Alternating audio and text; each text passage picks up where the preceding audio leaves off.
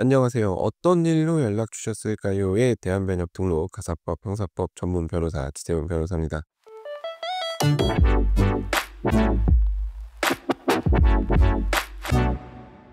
자, 오늘은 절도죄 관련해서 한번 얘기를 해 보려고 해요. 절도죄는 한번 걸리면 해결이 쉽지 않습니다. 정말 별거 아니라고 생각하실 수 있는데 의외로 사건 접수가 되면 간단하게 넘어가기가 어려운 게 절도죄예요. 그 이유는 절도죄는 합의한다고 해서 그 자리에서 사건을 종결시킬 수 있는 범죄가 아닙니다. 그러니까 남의 물건을 들고 온 그 순간 바로 범죄가 성립하고, 한번 이렇게 절도죄로 입건이 되면 합의서를 낸다고 수사기관이 내사종결 처리를 하지 않아요. 진짜 운이 좋으면 직결심판에 넘기는 경우도 있는데, 정말 이거는 운이 좋아야 돼요. 그냥 합의했다고 해서 직결심판으로 무조건 넘어가는 것도 아닙니다. 뭐 방법이 따로 있는 것도 아니에요. 그냥 그 담당하는 수사관님이 마음이 중요한 거죠. 그래서 오히려 사기보다 절도죄로 고소를 당하면, 신고를 당하면 피곤합니다.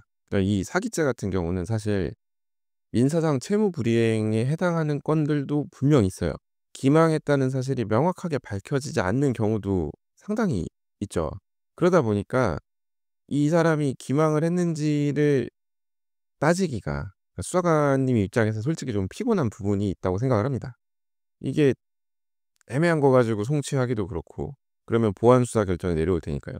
근데 또 이거를 송치 안 하자니 마음이 걸리고, 이런 상황이 분명히 있어요. 근데 인제 사실 피해자가 사기죄로 고소하는 이유는, 물론 '나는 돈이 중요하지 않다. 이 사람이 처벌받았으면 좋겠다.' 이런 경우도 있겠지만, 일단 피해 회복을 위해서 고소하는 경우도 많거든요. 근데 이제 고소를 하고 연락이 닿아 가지고 "어떻게 합의를 했다."라고 하면 피해자도 더 이상 이 사건에 신경을 쓰지 않습니다. '나는 돈 받았으니까 끝.' 그럼 이 사건을 누가 신경을 쓸까요? 피해자가 기망 행위를 했는지 아닌지 막 수사를 해서 밝혀야 되는데, 피해자도 추가적인 자료를 내거나 의견을 내거나 뭐 이런 거를 하지 않고 도움을 안 준다면 이거를 더 수사해서 뭐 하겠어요, 사실.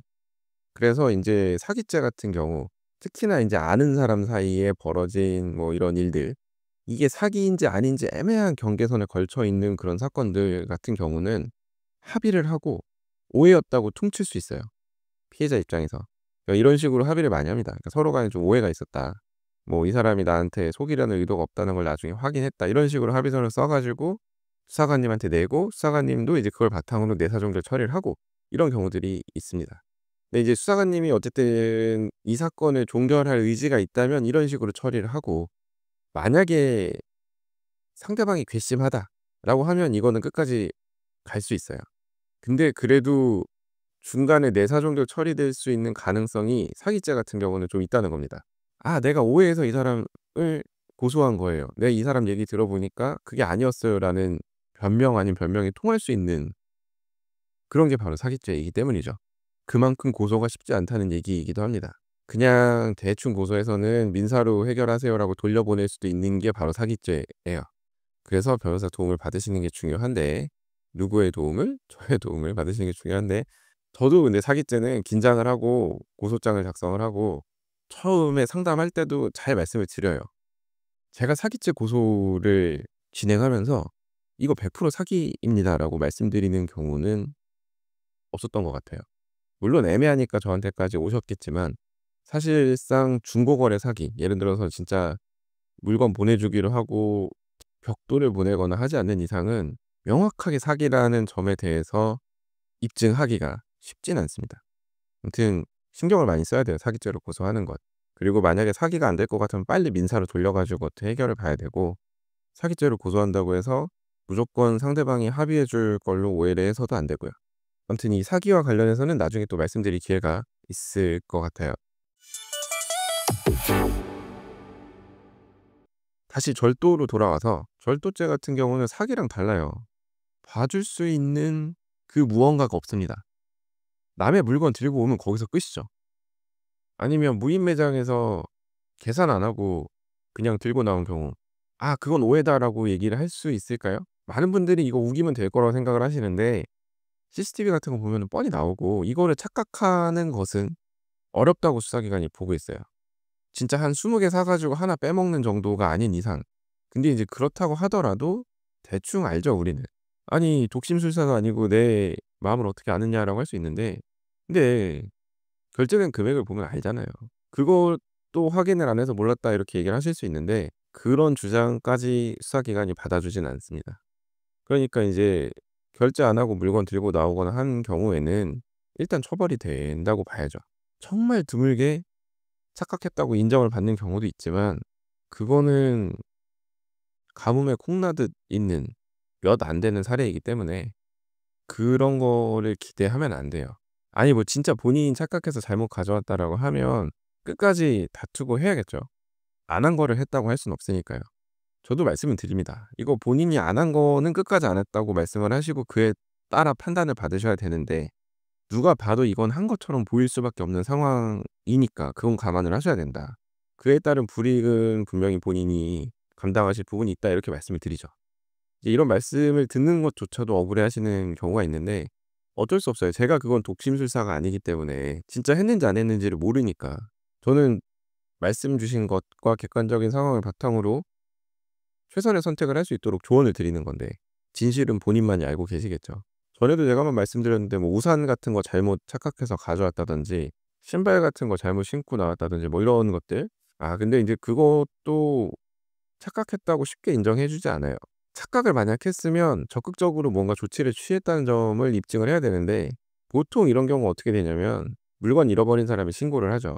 그럼 이제 경찰이 CCTV 돌려 가지고 누가 가져갔는지 찾고 그다음에 피의자를 특정해서 연락을 하면 "어 저 몰랐어요. 어 진짜네요." 뭐 이런 식으로 반응을 하는데 그 말을 누가 얼마나 믿어줄지 생각을 하셔야죠. 그러니까 이거는 사기죄랑 다르다는 말씀을 제가 드리는 거예요. 정말 고의 자체를 부인하기가 쉽지 않다.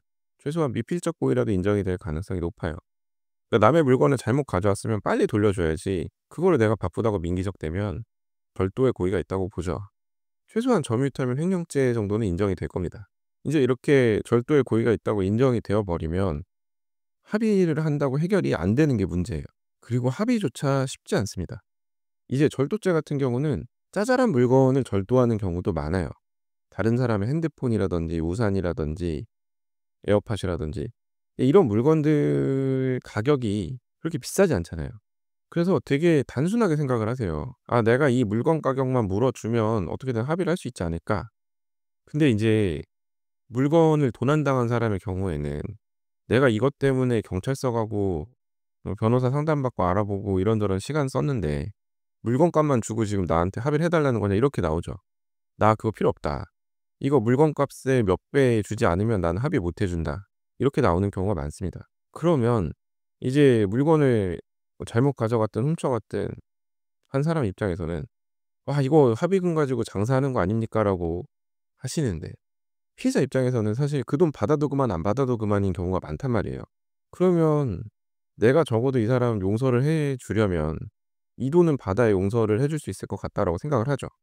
그리고 또 합의할 때 시간이 들어가잖아요. 어쨌든 신경 쓰이는 부분도 있고. 합의서 같은 경우도 원칙적으로 피해자가 제출해야 되고 그럼 그거 진짜 맞냐고 경찰서 연락 또 받고 뭐 이럴 수 있으니까요. 그러니까 이제 이런 거 저런 거 생각하면 "나는 합의금으로 물건 가격의 몇 배를 받아야겠다." 이렇게 얘기를 합니다. 그러면 이제 피의자 입장에서는 '아니 이거 합의한다고 사건이 여기서 끝나는 것도 아닌데 이 돈 주고 합의하는 게 맞나?'라는 생각을 할 수밖에 없죠. 이제 이 지점에서 많이들 상담을 받으러 오시거나 하는데 "이 돈을 주고 합의할 가치가 있을까요?"에 대한 판단을 구하러 많이 오시죠. 근데 이제 저는 어지간한 경우는 합의를 하라고 말씀을 드립니다. 뭐라도 하나 가능성을 높여 봐야죠.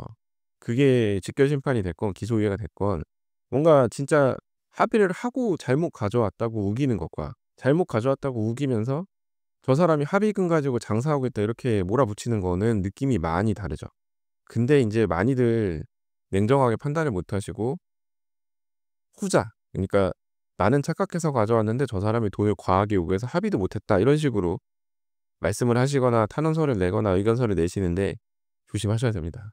그거는 진짜 선처를 위한 일말의 가능성조차도 없애는 일이 될 수 있어요. 그러면 어떻게 되느냐? 이제 벌금형 떨어지는 거죠. 몇십만 원. 근데 그 벌금은 어쨌든 전과 기록에 남는 거고 뭐 중간에 지워지긴 합니다만 사실상 평생 따라다니는 거라고 봐야죠. 그러면 그게 결코 기분 좋은 일이 아니잖아요. 그러니까 일단 최대한 뭐든 노력을 하셔야 됩니다. 근데 이제 3만 원짜리 훔쳐갔는데 막 100만 원 달라고 하면 '이게 맞나?' 싶은 생각을 하실 수 있죠. 근데 잘 판단하셔야 돼요. 3만 원짜리라도 진짜 운이 나쁘면 벌금 약식 명령 떨어질 수 있습니다. 그리고 이후에 피해자가 민사소송 제기하면 또 법원 출석하고 그러셔야 되거든요. 아 그럼 피곤합니다. 근데 인제 100만 원 주고 합의하면 추후 민사소송 제기하지 않는다 뭐 이런 거를 합의서 문구에 넣기 때문에 그 시점에 머리 아픈 게 끝나게 되죠. 그러니까 돈도 돈인데 머리 아픈 걸 어디까지 끌고 갈지도 한번 생각을 해 보셔야 됩니다. 이 절도죄 관련해서 대응하는 게 간단한 것 같지만 생각보다 고려해야 될 게 많습니다.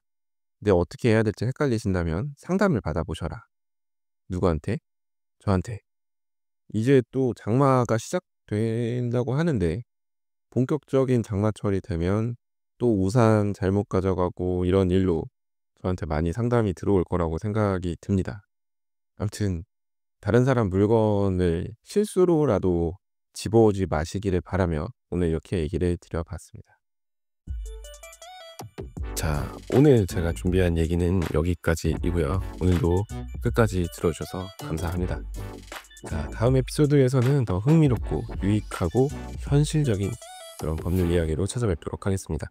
이상 대한변협 등록 가사법 형사법 전문 변호사 지세훈 변호사였습니다. 감사합니다.